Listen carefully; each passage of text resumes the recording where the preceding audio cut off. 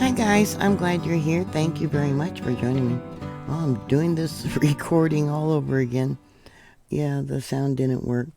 But there was a magnitude 2.8 earthquake there in Oregon, which wasn't far from the Portland Hills Fault System. And it got me to looking into safety of elementary and high schools and colleges in the location of Oregon. I found a document talking about how buildings built before the 1990s were not built to earthquake standards. Light shaking was reported in Malalia, Oregon, and also in Colton, Oregon, according to Volcano Discovery. 3 people sent in reports to USGS Did You Feel It website.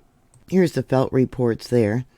And we got one response, intensity level 2, and then another response, intensity level 2. At 11:39 p.m. local time when the earthquake happened, yeah, people weren't probably up and moving around. Intensity level 2 means it was felt by a few people if they were resting, especially if they were on the upper floors of a building. And maybe notice that suspended objects might have been waving or swaying.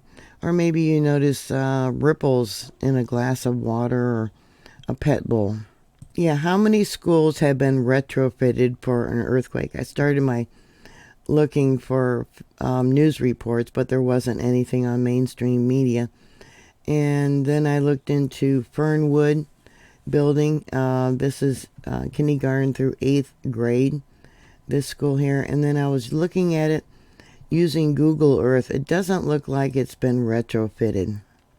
It's brick and mortar. I don't know when it was built, but if it had been retrofitted, you would see like metal plates on the outside of the building to hold up the walls.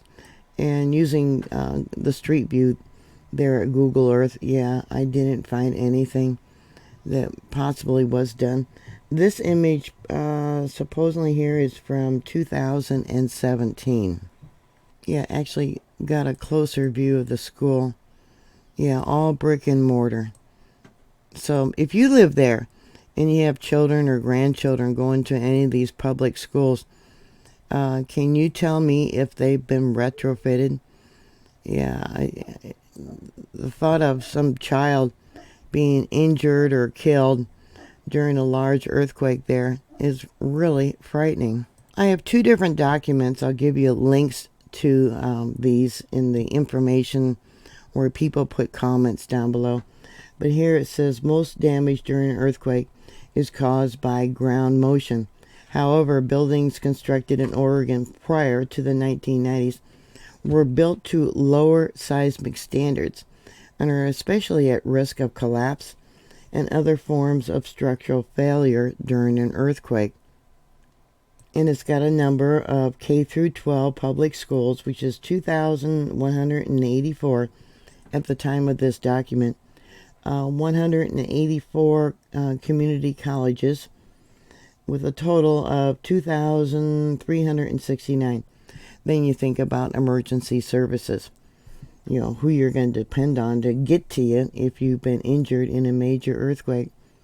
So we got police and fire departments, 327, rural fire protection districts, 440, sheriff's offices, 73, state police, 26, only one port, which is the port of Portland, care hospitals, 116, with a total of 983. Now, back in 2016, the Oregon paper had a list of schools that would likely fall apart during an earthquake. 20 of them were high priority. They were giving them 10 years to get the retrofitting done, so that would be by 2026. Portland Public Schools were looking how to pay for the safety improvements at 20 schools at the greatest risk, plus a gym, an auditorium, or classroom wings at 8 more. Portland schools at the greatest risk. Does your children or grandchildren go to any of these schools? I would contact maybe the school board and find out if the retrofit improvements have been done. We have Benson High, Cleveland High, Grant High. That one they said they were going to start rebuilding in 2017. Is that true? Jefferson High, Roosevelt High, which will be completely addressed by 2017.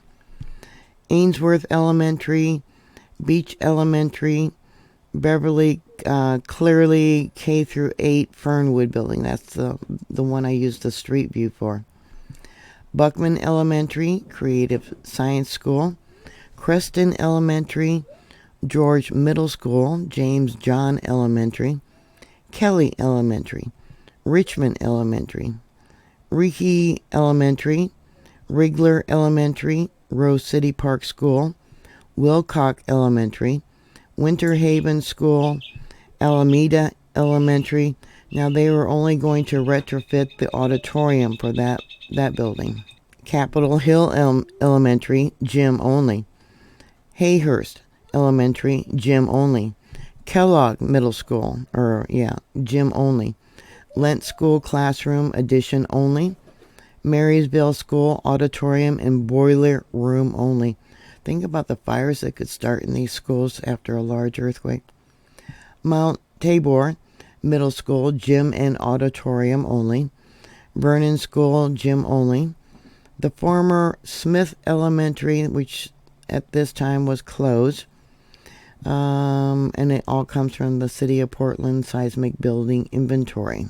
Now, the article says that the city catalog of building at the greatest risk of partial collapse in a quake does not always take into account seismic retrofitting that has been done to buildings that were unreinforced when built, but may have lots of reinforcement already done. School district officials did not have readily available information about which schools have been retrofitted and to what standard. The city proposal is to require a higher level of earthquake safety than the school district has historically created in its aging schools. Unreinforced masonry buildings pose threats not just to those inside, but also by passerbys who could be clobbered by rubble, Merlot said.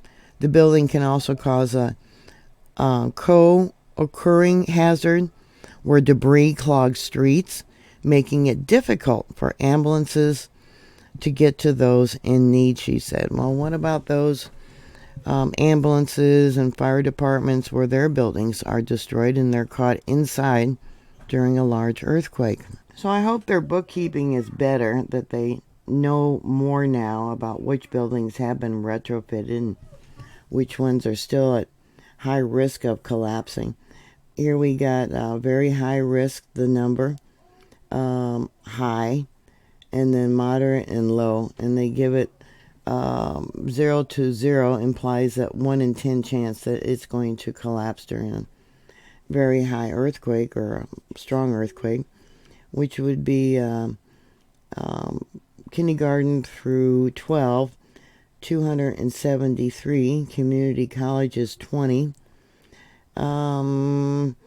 police and fire departments 26 would collapse, rural fire departments 13 would collapse, sheriff's department, 5, state police they got 0, but over here they have 5, and then moderate damage 4. And then hospitals 10, 26, and 10. So going back to this original school, has this facade, has that been removed? Because you're trying to exit after an emergency. Not very, very good. If I had children in any school, it doesn't matter what state it could be, are your schools retrofitted for large earthquakes? What about colleges and hospitals? Something to maybe look into and find out on your own. What are your thoughts? Put your comments down below. Thank you very much for watching. Please like, share, and subscribe. And I'll talk to you later. God bless you. Bye.